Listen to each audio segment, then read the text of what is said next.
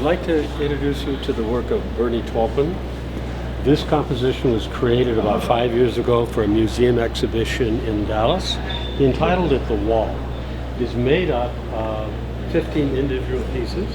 Each piece he described, he called each one Sleeping Beauty. Each one is encased in cord to protect it, to protect the flag. The flag has great meaning to Bernie Taupin. He is an American by citizenship, born in very rural northern England, and this country has provided a life for Bernie Taupin to enable him to be very expressive in many ways. Many people might know him as the songwriting partner of Elton John, but his art it comes from the same creative space, but has nothing to do with the 500 songs he's written, for which makes him pretty famous, some people would say. Some people say he's one of the most famous songwriters next to Dylan and McCartney up in that category. But is he British? Well, he grew up in post-World War II Europe, and with the destruction there, the dream was to become an American, which he finally did. Actually, he fulfilled another dream. He became a cowboy. That he and Elton received a pretty big check, and Bernie bought a ranch and started training horses. But jumping forward a little bit, after being hurt training horses, he picked up paint and brush and started his visual art career more than 20 years ago, inspired by the abstract expressionists. There's a whole story on that. You can find it in his recent autobiography, which is currently on the New York Times bestseller list. But maybe we could start with the pieces on the end. This one is entitled Fragment. And you can certainly tell it's a fragment of what. But what's interesting is how he would take common materials, corrugated, or some people call cardboard, and create this composition around it, and preserving the flags even within the statement. The next piece, which is called, he titled it No Left Turn at Babylon. Where in the world that came from, we don't know. And he often doesn't explain. Just like with his music, people will ask him, what does a song mean?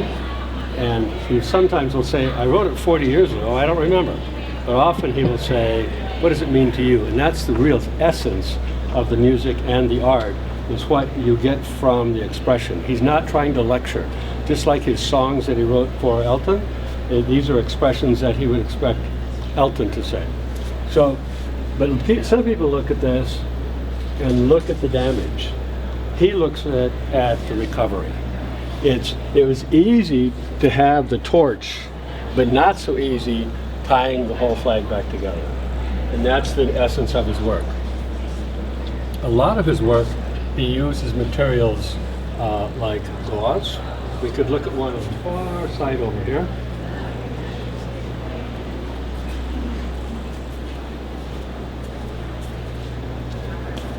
Maybe let's start with this one first. This is the one with gauze, I'll show you in a second. But this was in his studio about 9 years ago. And he professes to be apolitical. He's not political. No protest. But this one says, this machine kills fascists. And you wonder, what is he arguing about? What's he trying to express? Well, first, we'll go back to the twine that you see on it, which encapsulates the whole work to protect it. It's like a cocoon from which a butterfly will come. When I looked at it, and you can see it's wood and fabric, and of course in the red, white, and blue colors of the flag. But this machine kills fascists was what was scratched on Woody Guthrie's guitar when he was in the camps during the Depression. Then jumping to the next piece, where it's just so neutral, is where gauze has held the pieces together, white on white, and oftentimes the titles come to the artist, not in the beginning, they evolve. And this one is Norman Rockwell Cried Last Night. So he leaves it to your interpretation. Is it just white materials on a canvas?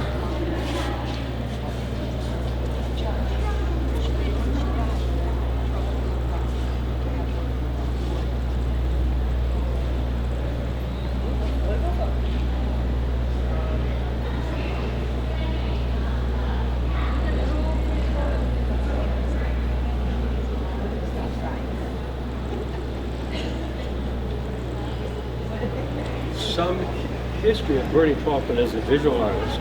Oftentimes, people who get criticized being if they're talented in one area, they're maybe not supposed to be talented or recognized, or they think the other area is only because of the first area. Certainly Bernie Taupin, he's won so many awards for songwriting, Rock and Roll Hall of Fame, the Gershwin Award with Elton, the Johnny Mercer Award for I forget music, can't remember what the word is, but he actually started off inspired, it's in the book, is inspired by first his mother. I have to step back, going around in circles. Grandfather was a literature professor at Cambridge University. So imagine Bernie Taupin growing up in very rural northern England, the second son of a family, and they're out there just trying to entertain themselves. But Grandpa was teaching Bernie to memorize heroic British poetry, and one of which is the Charge of the Light Brigade. So Bernie's fun and fantasy, as other kids were playing cops and robbers, he was some heroic Greek warrior. But his mother, dedicated to education, would show him the picture books of J.M.W. Turner, very, very famous British painter, and the colorful, almost cartoon-like colors of Van Gogh. So imagine a 2, 3, 4, 5-year-old with a grandfather who he wanted to impress, that he loved, that he was learning all this stuff from Grandpa, and Mom nurturing his academic interests. So jumping ahead to 1970, the breakthrough moment for Bernie Taupin and Elton John was the event at the Troubadour in Los Angeles. That was the beginning of the whole Elton John career. And after the Troubadour, they went back to New York for another performance.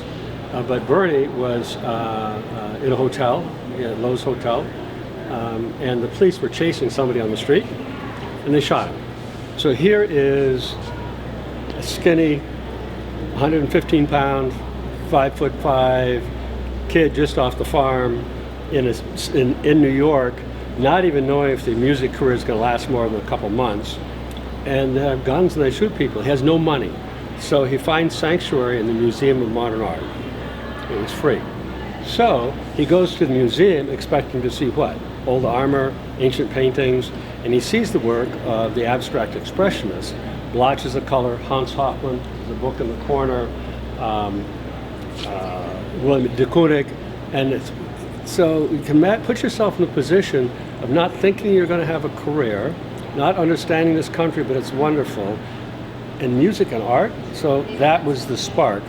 So for the next 20 years or so, wherever Bernie and Elton were traveling, you have to remember that Elton would be in the studio a lot, but Bernie's work as a writer would be done in a few weeks, and he had all the rest of the free time to explore. He's a very, very well-read person. That's the inspiration for a lot of work.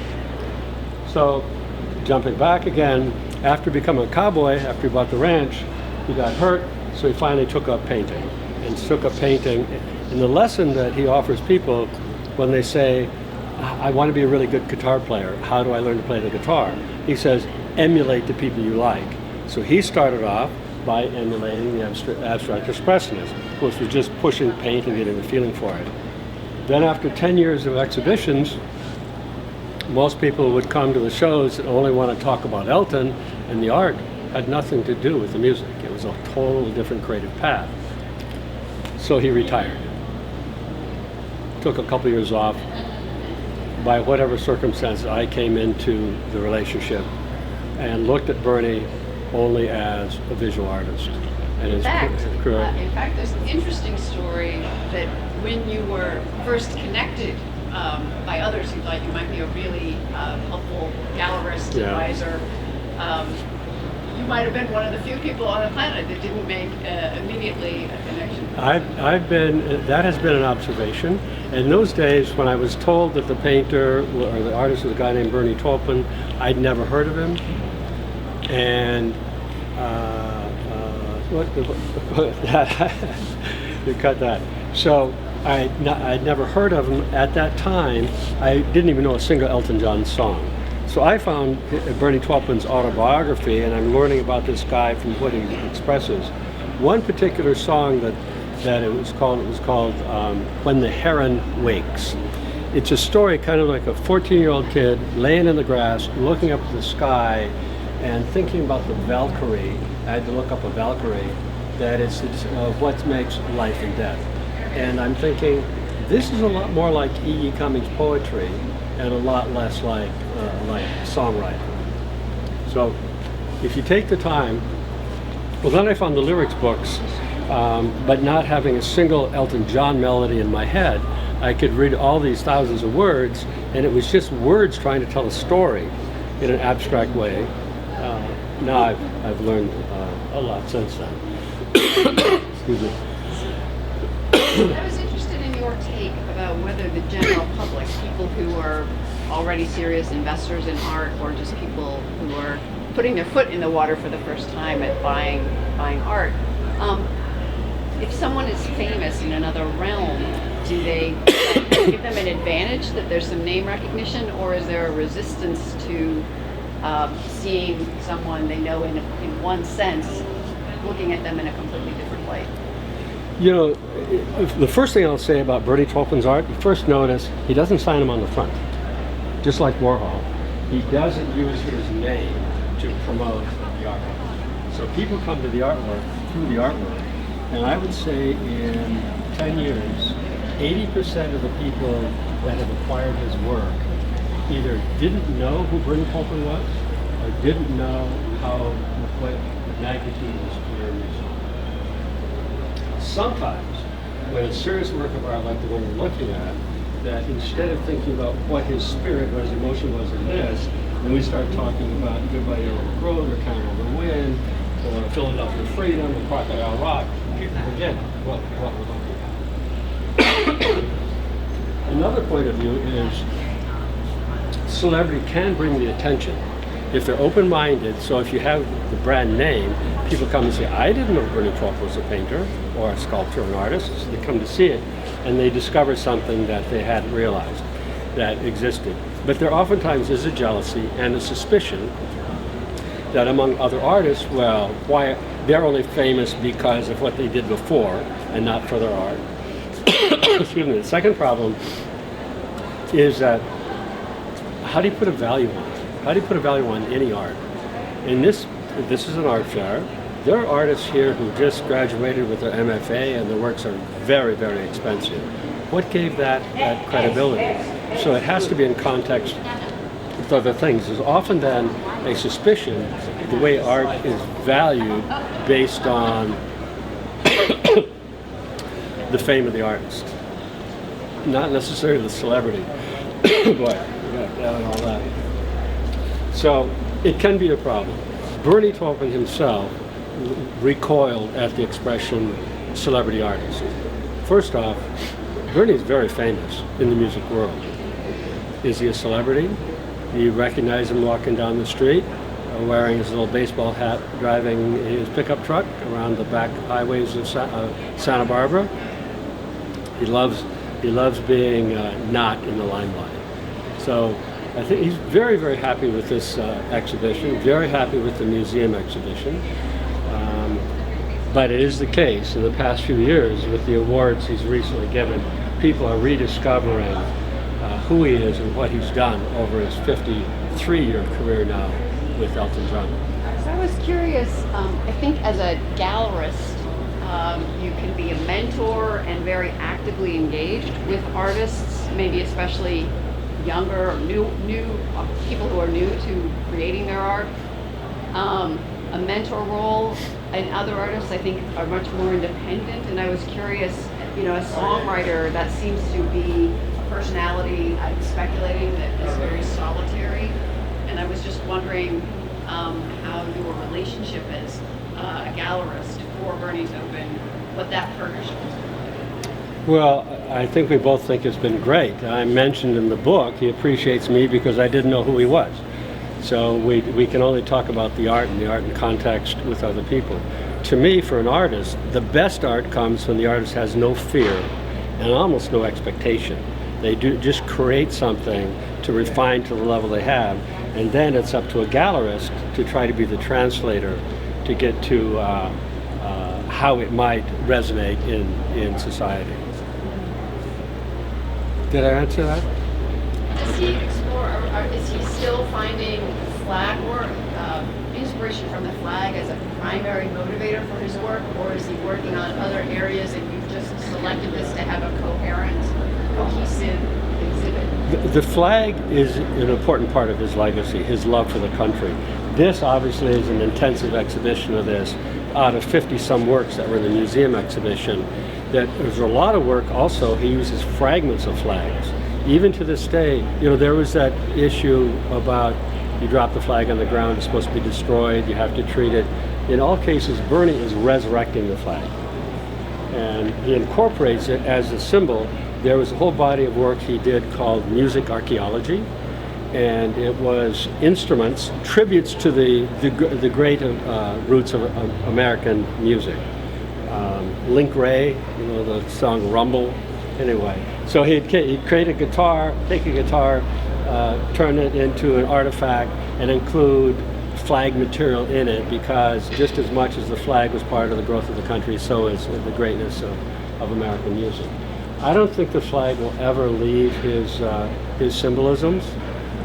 In the early works, the abstract paintings, certainly there was not much flag material in it. I encourage somebody to look up the museum catalog. There's 60 pieces in there that don't, most of which do include the flags. So I'm intrigued by this, and I don't know about speculating about the intervening, but it's noticeable to me that the blue strands in this monumental work all connect through the panels, as do I think the red strands. And the white ones. The white ones are hard to see. The white strands. White ones are hard to see. And you talked earlier about his use of twine almost to have a cocoon effect, and I'm wondering whether that's like protection or his hopes for what will burst out of the chrysalis. So does he talk about that at all, or is it more of an emotional inspiration that he doesn't want to reduce to words? Do you know what he would say to your question? Yes. No, exactly, that's what he would say. Yes. Everything you just said, right? It's he doesn't want to lecture. He wants you to come to the song, come to the words, come to the art, and bring your own meaning to it. And the more you study, the greater the benefit that you can get, or you can pass it. But to most people, when he was a major collector of books as well. Not only was he well read, but he had first editions of the children's books, like Snow White, for instance, and others. Great stories. So the encapsulation, I think, when he titled it, I don't believe he started the composition thinking I'm going to make something as a tribute to Sleeping Beauty. He started with flag material, experimenting, expression like abstract expressions, wrapping it in twine, having fun, weaving in and out. These are you can't say they're fully random. If you look at them closely, there are some people that look at these and say they can see multiple stars that come from, but that's their own thinking, come from the intersections of the twine. But he did, when he created this, he did tie the whole thing together through the red, white, and blue cord to make it one composition. Some people call it Ragged Glory. That's another one of his titles for flags, is that no matter what happens to the American flag, it can recover. Even those triangular flags that are given to veterans' families, many of those families have sent Bernie the flag to incorporate in his work. That to him is an extremely high compliment. And can you tell us, just before we wrap things up, about the surfboard? This Bernie did for a charity, a foundation for children challenged, and they use surfing as a way to help them. And I guess if you could look up Matthew 14:22 to 33 in the Bible, you might figure out what it's all about.